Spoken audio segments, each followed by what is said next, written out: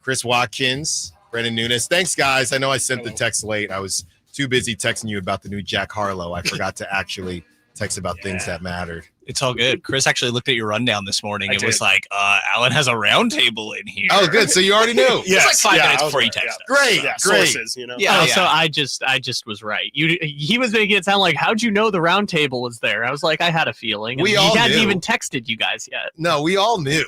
We all knew. Well, thank you for joining us. Guys, I was having a conversation before the break, and I'm kind of going back and forth with somebody on the Sac chat about just Monte McNair in general and how to evaluate Monte McNair versus whose fault it is that they've underperformed. I guess there is a question about media bias against Monte McNair. Whatever you want to do with that, we can skip over that. We can address it. That's whatever it is. But I'm trying to break down. Positive bias? No, negative. Oh, okay. Negative. Media bias is a hot topic. Well, with everyone. We love everyone. We hate everyone. Yeah. So as I evaluate Monte McNair, I'm happy that he's making moves. But how I compared it is when you were supposed to do certain things for your parents, the chores that you were supposed to do, and you get the text saying, we're actually 5 minutes away. So you run, you go clean your room quickly. That was always me. And it same here. You stuff in the closet. You didn't fully make the bed. Laundry isn't done, but it looks better. Yeah. You're not going to get yelled at by your dad. Right. You know what I mean? It's good enough. That's what it feels like Monte McNair is doing. And I appreciate it, but also if it doesn't it have to work, or are we going to give him kudos for trying? Because don't you? It's a results-driven situation. You have to make it work, right? Yeah, I mean, I just kind of feel like to keep your metaphor going, like it'd be like if you clean the room, but it's a week late. It's like the party that we were hosting was last week. Right. Like, it would have been nice if you cleaned this room when we were having the party. But yes. Now the party's over. The party's gone. The party's in San Antonio right now. And so it's like, yeah, great. You made the moves, but it also would have been really nice to see what these moves could have looked like if it was when the party was here. Agreed. You know? Yeah, I'm attempting to figure out how to keep the metaphor going here. Just kill it. Just kill it. I think part of it for me is that, like, you're already committed to this room. Are you going to just be like, let's just move you to a different room now? Right. You know? Right. Yeah. Like, I think that you've already let Monte make a lot of decisions, and that we're already on. I was like his timeline. I think it's also ownership's timeline a little bit, obviously, of wanting to be competitive right now. And to me, with all the moves that you just let him make at this deadline, I think that he should kind of remain the guy in charge. For how long? Beyond this season. I think he should get one more contract. And again, I think that's because you've already allowed him to make these moves. I think it would be a mistake I thought the right process with the De'Aaron situation would have been, hey, we know we're going to move on this offseason. Let's go through a interview process with general manager candidates and pitch me what you would do with De'Aaron Fox. And you're already past that point, obviously. Right. Again, we're on this Monte McNair timeline. He has future draft capital here that I think allows them to potentially make another move down the line, which sounds similar to what we've been talking about for years now, outside of the additional draft capital, but like waiting for him to make a move. I think that when you allow somebody to have make this much change to your roster, you should probably let them continue to see out their plan. But I could hear both sides, and I would expect there to be some sort of front office change this offseason, but that doesn't necessarily have to mean Monte McNair. Like, it could mean Monte and then Wes gets promoted. It could mean Wes. Like, it could mean a handful of different things. So I would be surprised if there wasn't some sort of change, but I don't know that it has to be Monte. Again, maybe my logic is flawed, but for me, it's you let him make all these decisions, and I think you should let him continue to see it out at this point. Yeah, I think how I'm looking at this is the same way I'm looking at the Zach LaVine. Basically, the timeline is the same as Zach LaVine, because if I'm not mistaken, not that he's not going to opt in. $48 million. He's probably going to opt in at the end of next season. But the way I see it is Monte has the rest of this season and next season to prove that he should still be around. And then at that point, Zach LaVine, does he decide to take the $48 million, or is there did he rework his his, I guess, not career, but how he's viewed throughout the league and decide to take less money and go to a contender. What does Zach LaVine decide to do? So to me, Monty has got the rest of this season, because you're right. I mean, that's what I'm saying. You might be more talented now than you were at the beginning of the season. We're just trying to figure out, is it ever going to gel and make sense? And there's a chance that it doesn't necessarily happen this season. So then now it's almost like the friend that always has a different career. One week he wants to be a rapper. One week he's a social media guy. The next week he's an accountant. Next week he's a radio host. So at some point, you have to decide who are you going to be and see it through. Because if you then, all right, well, the De'Aaron thing wasn't working out, so we get LaVine. Okay, LaVine's not working out. Let's get rid of Monte McNair, and now LaVine's going to go. So at least with all the flack that they've taken about not being consistent and having structure, they can take the constructive criticism or just the criticism and say, let's just ride it out for the next year and see what happens. You know, the interesting part of this, though, is that Monty also has to say yes. Like, I feel like that's not getting talked about really. Like, it is his decision in this as well. And, you know, who knows if he's going to want to stick around. I mean, De'Aaron didn't want to stick around. At least it got to that point, obviously. And so I think that's just another layer to this year to kind of consider a little bit that obviously we don't have that much insight into, but definitely just another aspect of it. And also, you know, I think that Doug Christie is probably going to remain in charge going through this season outside of a tragic ending to this year. There's no way. I think more likely than not that Doug Christie will be around. So what? You're going to bring in a new guy. He doesn't get to choose his head coach. He doesn't get any control over really his top players. Maybe we're talking about a DeMar DeRozan trade this offseason or something like that. But I think you're kind of set with this group for a little while. And as much as I maybe don't agree with the general direction, this is the one that you picked. And I would kind of roll with it for a little while, I think. But I can hear the other side of me talk out of that fairly easily, to be honest. Yeah. No, I mean, I think that's kind of spot on. I mean, you again, to keep with the cleaning metaphor, like, I think whatever you feel like, Monty made the mess, like, you need him to clean it up. And so I think it just kind of makes sense. The 2-year timeline, I think, makes sense that you laid out, Alan, just kind of, you know, hey, like, you're not, you know, this year, I guess you could let him go, but again, you already let him make the mess. You should give him an opportunity to try and see what he can cook up to try and save it. And then from there, I think you make your decision. But I think right now, I mean, I would assume that any sort of stability you can have, whether it be Doug Christie, whether it be Monty, like, I think you need to keep some sort of semblance of consistency, some sort of voice that is some sort of North Star, just because it feels like you're, again, really close to just, I mean, on the floor, it's starting to feel like just a bunch of pieces that are thrown together, but you kind of don't want the locker room and everything else to feel disjointed as well. So I think they have to keep some semblance of, this is what our identity is, or what we want it to be. And on those lines, like, there was a lot of talk of even post deadline leading up to it, that they probably were going to make changes in the front office this offseason. And since then, I think the tone has just changed a little bit of like I'm saying, that there's more potential that they let these guys write it out. Maybe some different changes in the front office that aren't necessarily the top guy. But it feels like there's, you know, some semblance of belief in the moves that were just made.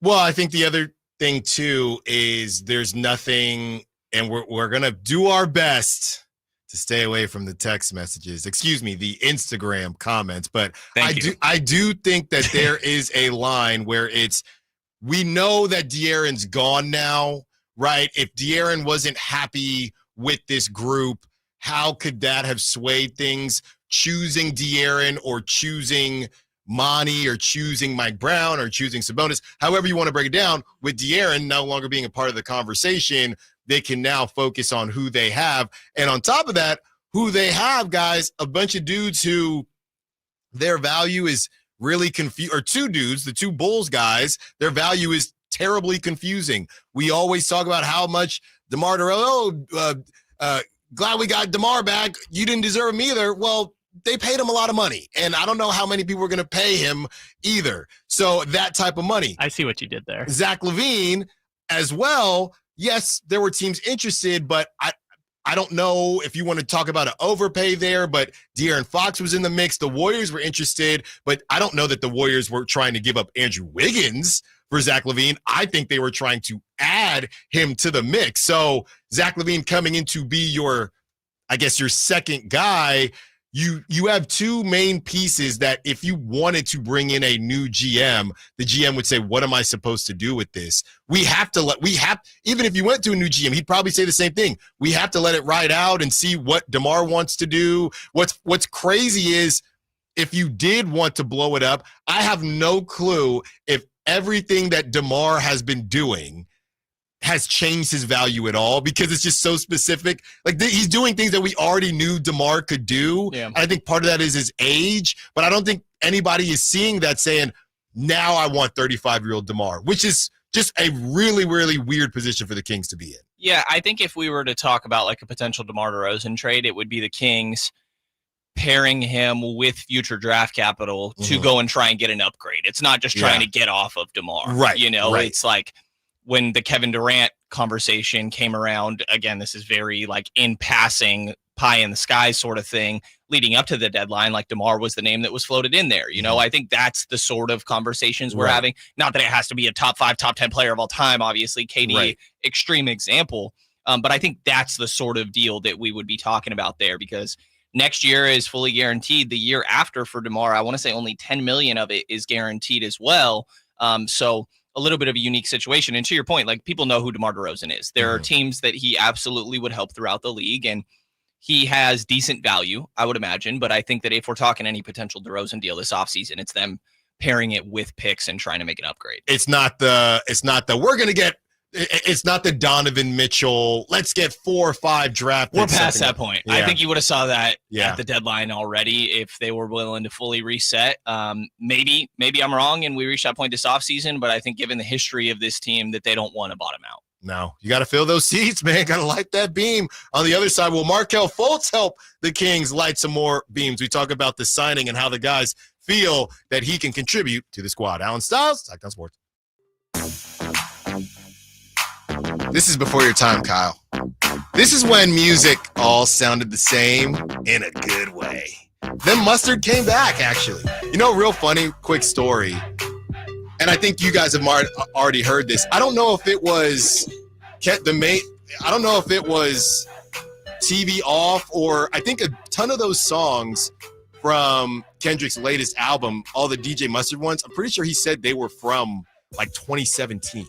Oh, I heard that. The beats. The beats. Yeah. And nobody wanted them. Yeah, I heard him say the Not Like Us beat he'd been sitting on for, probably since like 2017. He had shown like a ton of different people it, and everyone was like, no, like it's not really it. And then it fit at the time, I guess. So to your friend out there, I don't know why I'm looking at Brendan because he used to be a rapper. To your friend out there. Whoa. To your friend out there Kyle. that is making beats, tell them, hey, you never know. You could be in the I've got some questions for Brendan off air. I know you do. 916, this is what I love, guys. Can we just buy out LaVine already? His defense is disgusting. Jeez. That's the text of the day. It's going to be very expensive. Let's just buy out the $40 million guy. Yeah. We're buying out people because they don't play defense. We're not going to have a roster. No.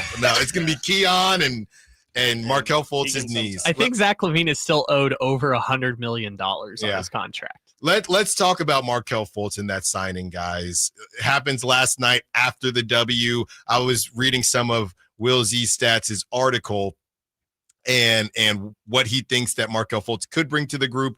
Maybe his defense might be a smidge overstated simply because, well, if he's not good at offense, he must be really good at defense, and he's better than what the Kings have. But as Will Z put it, don't know if you want him to be your primary stopper. I'm more concerned about the what was it, Kyle? 5.8 assists in, I think, 2 years pre-ACL with the Magic, because Zach LaVine, the first half last night, God bless him for trying to be a playmaker, but I need you to shoot the basketball. Right. I need you to shoot it, and having Markelle Fultz to handle some of the ball handling responsibilities, I think will get Zach LaVine to a more comfortable spot and all of the guys. So what were your initial thoughts on Markelle Fultz? Yeah, I mean, I think it's an interesting piece. I think there was a clear need for backup point guard, to your point, obviously, that everybody knew about. I thought Reggie Jackson was somebody interesting on the buyout market. Honestly, Markelle hadn't even crossed my mind because I slipped my mind to look at free agents. And he hadn't played on a team throughout the course of this season. I checked, he didn't play overseas as well throughout the course of this. So hasn't really been playing organized basketball necessarily throughout the course of this season. Last year with Orlando, year prior, I think he started like 60 games or something as well. So I guess some intriguing playmaking stuff, but really more than anything, I think it is some defensive things. Like, again, he's not a primary stopper, to Will Z's point, but he's better than Malik Monk. He's better than DeMar DeRozan. He's better than Zach LaVine defensively. He's got good length at about like a 6'8", 6'9" wingspan 6'9". There. Yeah, decent athleticism. And even when he was the number one pick coming out of Washington, it was about the offense, like the scoring. Yes. You know, it was a 3-level scorer. He was a great shooter in college until the shoulder stuff happened. Obviously, that's not what the Kings are getting here.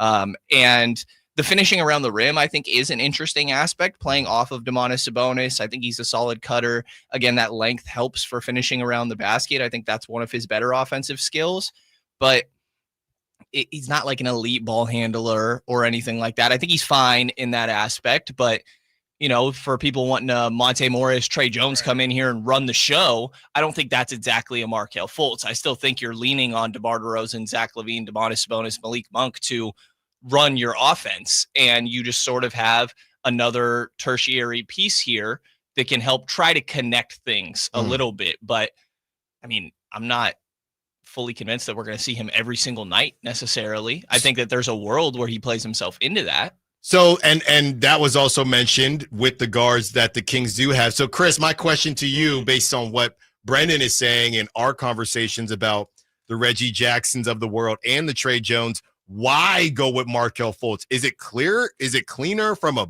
buyout perspective? Is it just, let's just pick somebody up with no strings attached? Buyout players sometimes have a little bit of power. Is it just, it was easier? I think it's probably an upside swing too. Like, I think some of it is that Markelle's 26 years old and Reggie Jackson's 35. Like, maybe that they're hoping, hey, like this is, I think I saw somebody put out earlier that this is the 7th player that the Kings have had from this draft class. This 2017 draft class is their 7th first rounder from that class. So, you know, Malik Monk's in that class, like De'Aaron's in that class. Like, I think that their hope is Markelle is probably the one of the better, if not the best, you know, right now option, but also if this thing works out, if he finds some level of comfort, like you could sign him to a 2-year deal moving forward. And maybe you kind of stumbled into somebody who was showing some signs of life towards his time at the end of Orlando. Like I agree with Brendan that he's not really the facilitator that I would have thought I would have wanted. Like I think,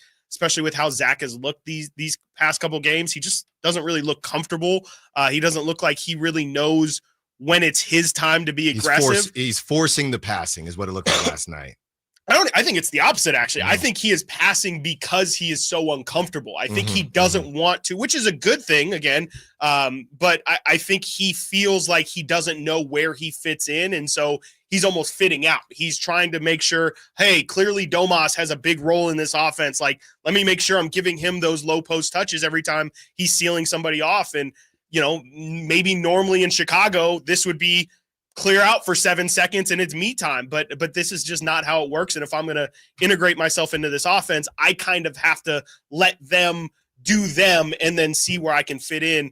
I say all that to say, I think Markelle kind of adds to that as well. Like where it's just another piece where, you know, you see, you know, how Jonas Valanciunas likes to shoot so much when he's in there. Like, I think all of these guys, it just adds another person that takes some figuring out in the offense. And that's probably not ideal, but I think that they're, again, just banking on upside, that if Markelle does figure it out, if Markelle does hit the ground running and they kind of stumble into a low-end starter quality point guard, like that's a really good find for the franchise in general and their outlook moving forward. Because right now, obviously, we don't know who the starting point guard is, but I think you've asked it a ton, like Devin Carter, Keon Ellis, like Malik is kind of a forced backup point guard. They don't have an answer at either point guard slot, and maybe Markelle can be the best of both worlds and kind of maybe be a bridge of a starting point guard in the meantime, later down the road, but right now he can serve as a backup point guard, and maybe down the future he can be the backup point guard as well. What about Trey Jones? I'd love him. I like it. I don't know if Chicago, we'll see if Chicago decides to buy him out. I think that's where this All-Star break will be interesting, where teams kind of start to make some of those decisions here. Like Monte Morris started playing more a little bit recently for Phoenix after getting a handful of DNP CDs. Both of those guys are like kings of assist to turnover ratio, but also not manipulative passers to where they're like elite in that aspect. I think with Markelle, it's like I had somebody in my comments mentioning, his Chris Dunn timeline redemption arc starts now. Yeah. Like that's the most optimal outcome here. And again, that is very optimistic for sure, but I think there's a world like that is the best possible case scenario. One more question before we talk some Zach LaVine on the other side. Based on the roster and what's going on with Isaac Jones, do the Kings still have one more spot, and if they do, could a buyout candidate still be a conversation? They have technically one more right now because Daishen Nix is taking up that 10-day contract. I just happy birthday to Daishen Nix, by the way. He has 6 days left, so it's just going to be this one game tonight remaining on his 10-day contract. We'll see if he even gets out there. Was he on the bench last night? I believe so, yeah. Okay. He was actually, the day that he signed his 10-day, he was in Golden One Center. What was the last home game? Orlando, I want to say. No, I think the Pelicans. Yeah. And yeah, he showed up the same day and was available. So he's been available for these games. I don't know, it would probably take some garbage time for him to get out there, I'd imagine, unless you just want to see what you have today, since it's probably your last game. But if we're not counting the 10-day contract, they would have 2 available. I think if they were to promote Isaac Jones, that because prior to the Markelle signing, they were about a little over $3 million under that luxury tax line, a line that they still want to remain under. And I think that if they promoted Isaac, that they would pretty much be done at that point. But potentially, if depending on how you decide to go about that Isaac Jones, Daishen Nix situation, potentially one more guy. I think Markelle might be available tonight too, because they announced it yesterday. Yeah, so they made it official. Yeah, if he's in town and everything, in New Orleans, that is, I'm pretty sure he, in theory, could be available tonight. There you go. Another guy to work in when you had no practices. No, you just get on out there. Yeah, just get to the corner and we'll get you the ball eventually. Speaking of that, let's speak Zach LaVine on the other side. The guys evaluate Zach LaVine's time so far with your Sacramento Kings. Down South, Sactown Sports.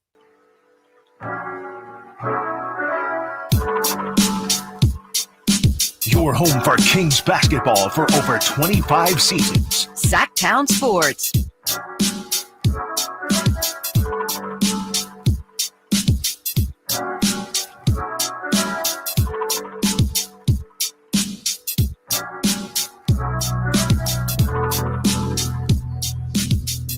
Brandon Nunez and Chris Watkins join us for 30 more minutes. And guys, let's just get right on into it. Valentine's Day is tomorrow.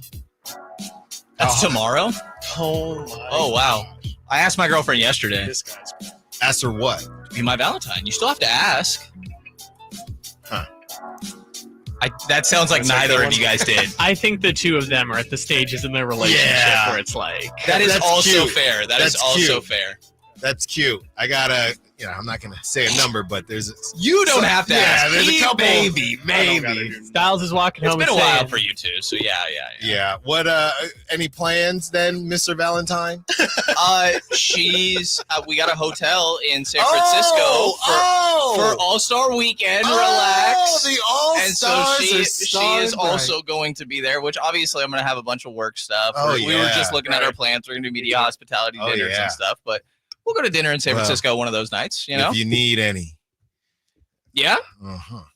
Need any what? I think that one you actually need to finish what you were going to say, because I think leave that to the This is great. Now we can infer whatever we want. I need something. A what? Yeah. I'm just saying. I don't want you around her. After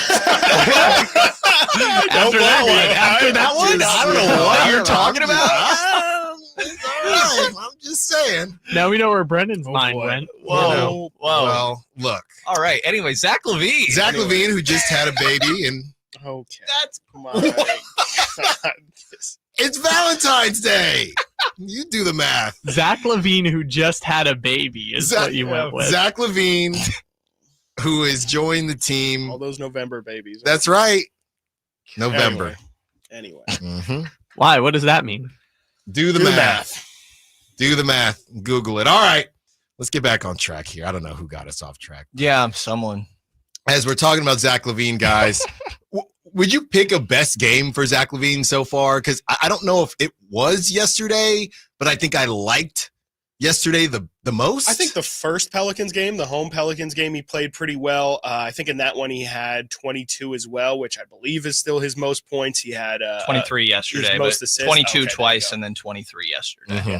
Yeah, that one felt like he had the most impact, but even in that one kind of felt similar to last night, to where he made his biggest impact. It felt like down the stretch in the fourth. Like, yesterday he pretty much like gave them that cushion to kind of get a comfortable win. And if my memory serves correctly, he kind of had a little bit of a similar situation in that first New Orleans game as well. So, I mean, you'll take it, because if I was doing Pelicans radio that game when they came to Sacramento, and I believe they had said that the Pelicans had actually held Zach LaVine to like 8 points a game or something like that during his time in Chicago. So I think the fact that he's played well in those two games, I was going to kind of retort myself and say like, oh, congratulations, Zach LaVine, best games against the worst team in the West. But I think the fact that he, struggled against them earlier in the season, and it hasn't looked great here in Sacramento so far, but I think the fact that his two best games have been an opponent that he struggled against is at least a positive sign. Yeah, I think getting the assists up these last 3 games, 5 against that home game against New Orleans, you have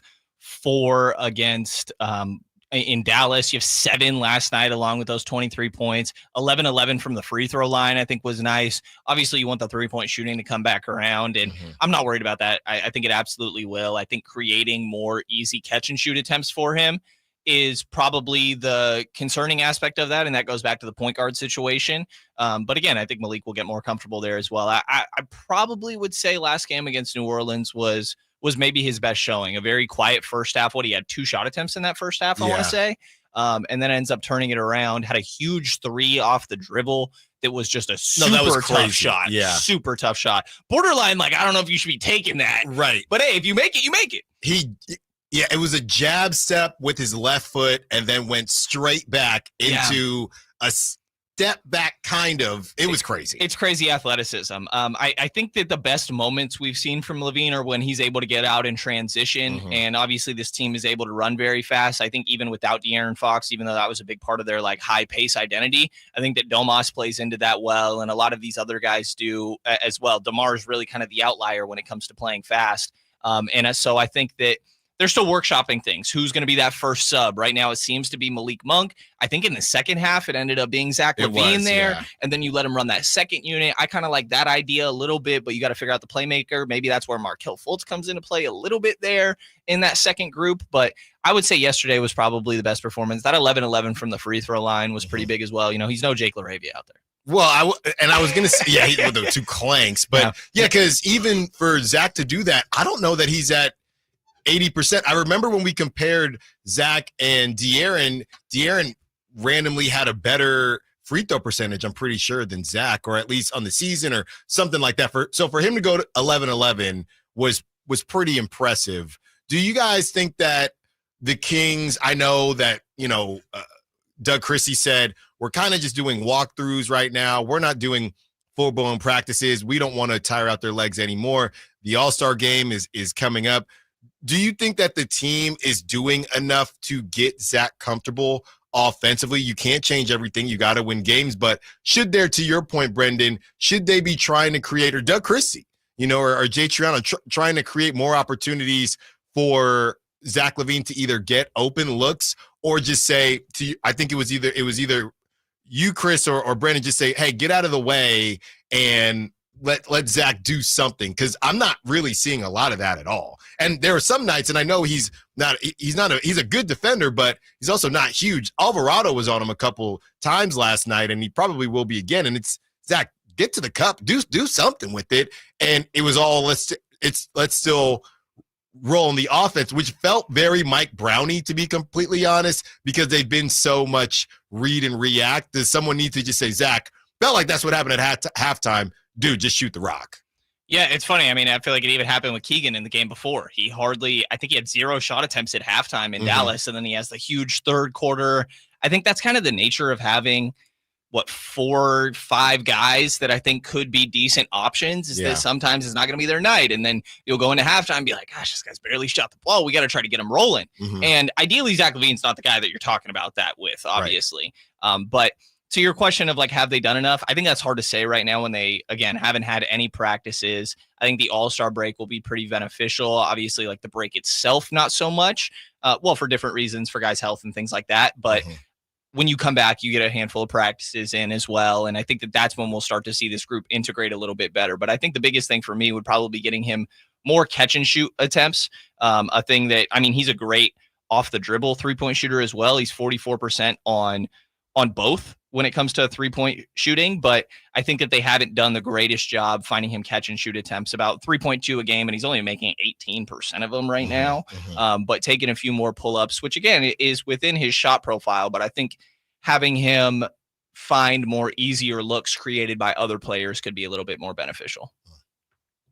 Yeah, it just kind of feels like in general they are struggling to get him into any sort of rhythm or any sort of comfort, and I think the break will definitely help for sure. I mean, you're gonna have time to send him film of games in which he's actually played, tell him what he did right, tell him where you probably wanted him to go different, and then maybe, like you said, you can kind of implement some new sets as well to get him some shots. I think right now they've probably, without knowing the ins and outs of everything that they've done, all that they've sent him to kind of get ready, you would assume that, they're doing the most that they can, sending him film, sending him, term sheets and things like that they like to use.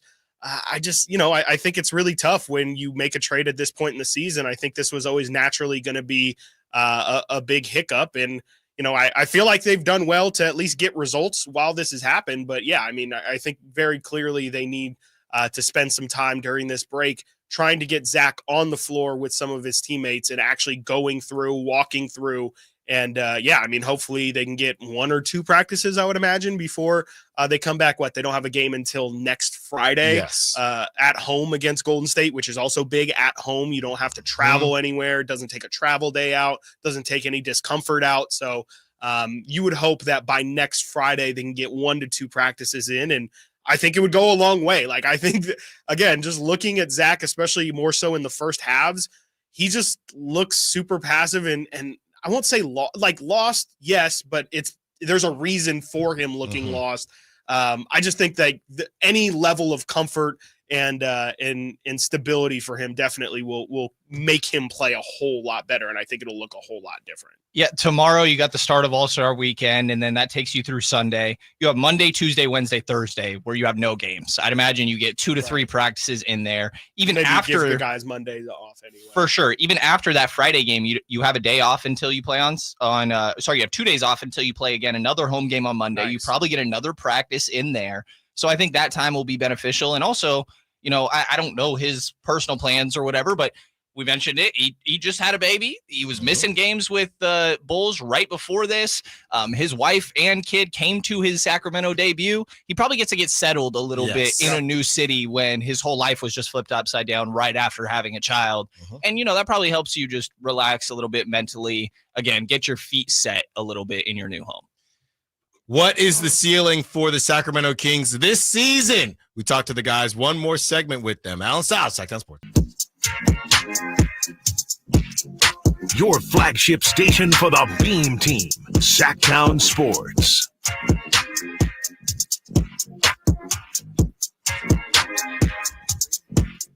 $15 more minutes with our insiders, Chris Watkins and Brendan Nunez, as they are getting everything settled in for All-Star Weekend. So, guys, Isaac Jones is in the G League. Correct. Isaac Jones in the G League next up event, and so is Scalabissier. Yeah. The G League next up event. Yes. Yep. That's what we're all here for. I feel like it's kind of unfair for Scal being in the next up event when he's like a 10-year veteran. Yeah. You didn't have to point it out, You don't make the rules. Is that going to be televised? Probably not. Maybe on NBA TV. That would be my guess, if at all. Okay.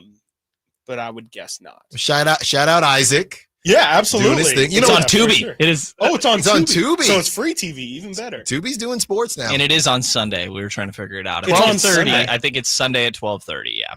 12:30 in the afternoon Prime on time. Sunday. Yeah, prime time. Well, prime time on Tubi. You know, There I you will go. say with the G League, there's so many guys and I don't know if there is, I don't think there's an age thing, because if you're in the G League, you're in the G League seeing, I know Kevin Knox has been killing it. Yeah. There are a lot of dudes in the G League and you see some Looney Tunes numbers. So for Isaac Jones to get named, and we all know his story, I mean, that's great stuff, guys. Yeah. Yeah, for sure. Yeah. Some of these names, just for fun: Moses Brown, Josh Christopher, Oh, okay. Elijah Harkless. I'm assuming there's relation there. Gotta be. I could be wrong. Isaac Jones, AJ Lawson, Jalen Noel, former Okay. Stockton Yeah. King. I think it was only At Stockton. least Summer League. Quentin yeah. Post still on the next up Okay. for now. And that guy's You know, nasty. Lester Keonis, And back-to-back that guy's Warriors nasty. legends. You know, DJ Stewart, who was a Stockton Oh, guy for yeah. a little while. Ty Washington from Kentucky. So some all right names out there. Yeah, there's Okay. some names. Yeah. Yeah. Isn't Quentin Post playing like 20 minutes on the Warriors? He right is. now? I think this was announced right before he went on his run that he's Yes. currently Quentin Perimeter. I've heard him called. Oh Dude, my gosh. QP3. The guy is nasty. I just came up with that on the fly. All right, guys, let's talk. You would know he's number 3, wouldn't you? He's not number 3. Okay. I don't think. He just shoots Like number threes. 10 or Well, we're gonna something. see him. Yeah. He played well against the Kings that He played- last yeah, game. he Wouldn't that be funny if it's like my grandfather was also named Quentin Post? That would be if he's QP3. Oh. Oh yeah, That would be Gotcha. very silly. QPJ. Sacramento Kings guys doing some pocket watching here, and I just have to say, because maybe Chris, you'll get it. I was talking to Kyle about this. Okay. And I'm showing Chris a picture of Kazam. Sure are. Oh, God. Yes, the movie art for Kazam. So as we get to the pocket watching, I hope that ties in at some point. oh, it already did. Oh, okay. It was about the Kings fans wishing for players and Monty getting them versions of the players, but not Yeah, because exactly. he didn't ask specifically. Right. That's right. See, Right. Chris gets Yeah. it. Yeah. The guy gets it. Yeah, there's Some loopholes in all Shaq the movie? wishes. Yes, yeah. that's right. Never seen this. It's Come on. the Oh my original God, Thunderstruck, if you will. Okay. Come you on, kids don't- might understand. Brennan, I've Thunderstruck been reference? reading movie Yeah, reviews. I know Thunderstruck you would. I've been reading movie reviews for literally like an hour on this movie. Okay.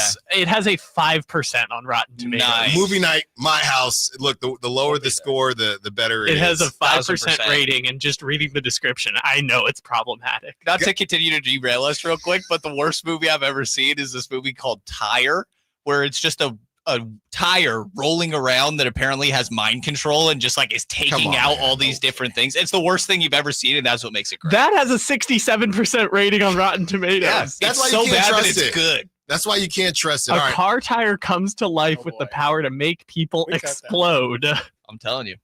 Now that we have Right. 3 minutes left, Yeah, guys, the Sacramento Kings are sitting in that 8-9 range right now, which is a big difference. But you have the games that they have coming up. Obviously, you get another Pelicans game, and you come back. You have Warriors who have been playing better. You get the Hornets and the Jazz.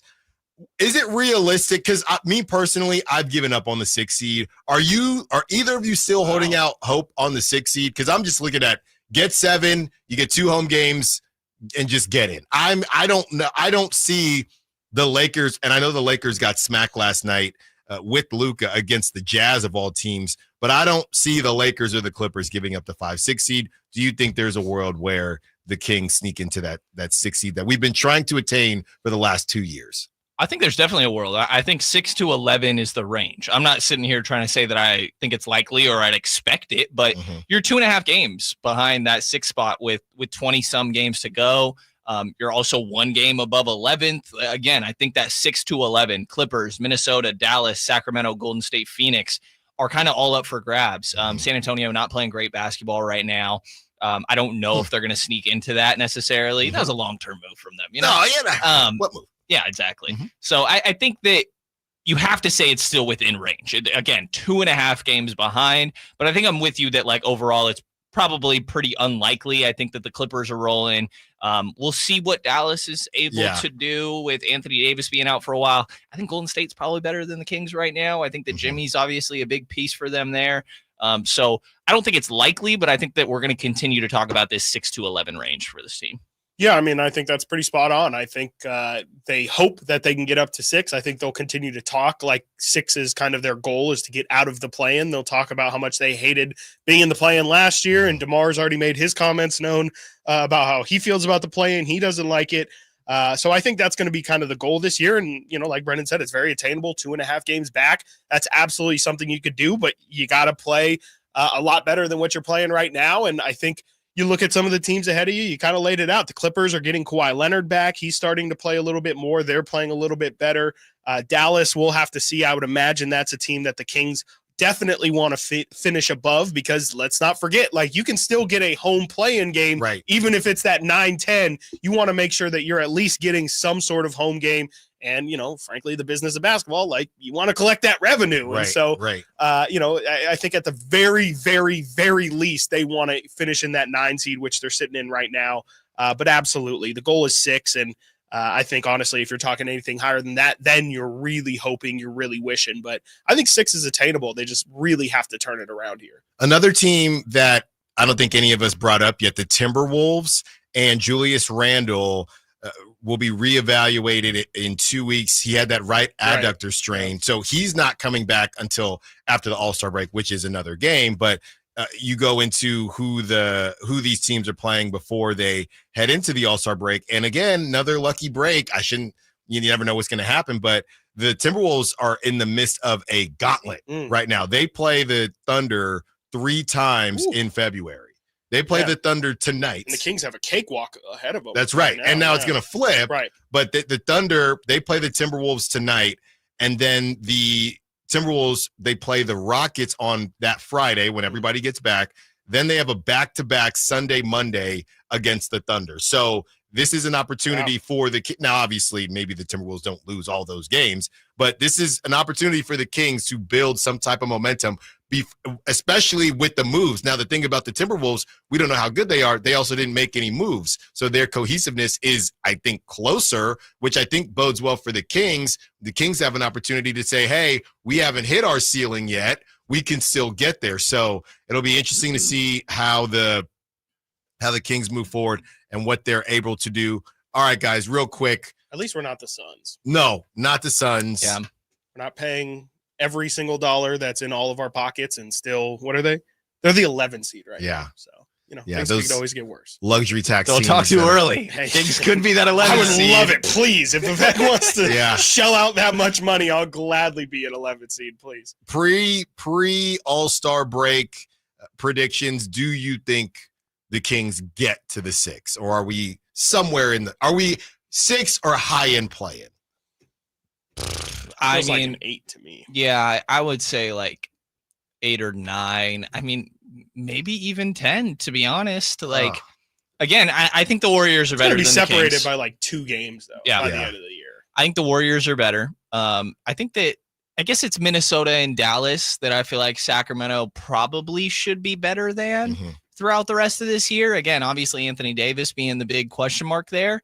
But it sounds like he's going to be out for a little while. And the Clippers, like, they're playing really good defense. They still got James Harden to run the show offensively, just added Bogey and some other pieces. So they're interesting, but I don't think they're, like, for sure a better team than the Kings necessarily. Defensively is where you make that difference. I think the Kings, for the same reasons that we've said before, this specifically, Chris and I have had a lot of these conversations, a good enough offensive team to win any night, bad enough defensively to lose any night. And that's why I feel like every post-game recap, I'm like writing as the game's going, it's a back and forth quarter. It's a back and forth game. There's so many runs that are going on in both directions of these games because they have a great offense and a really poor defense. I think they're 8th in offense right now and 20th in defense.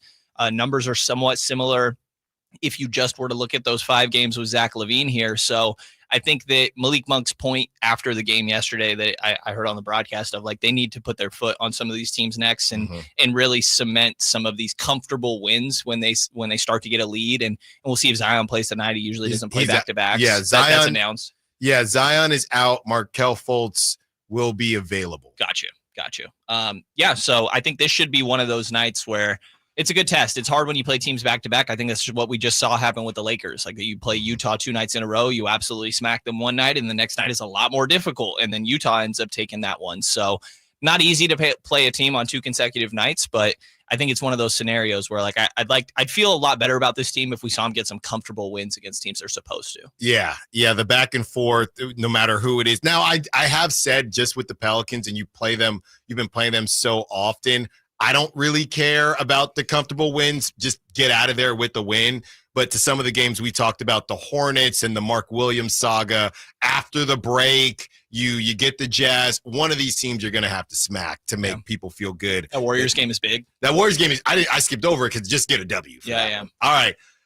Got to get the guys out of here. Thank you so much, guys. I'll see you at some point during the All-Star weekend. Brendan, have a great time. Yeah. Chris, I'll see you as well. Be sure to follow Chris and Brendan on social media. And Brendan's Q&A that's up. He's always writing on Sactownsports.com. Be sure to check that out as well. We'll be right back talking about the Kings defense.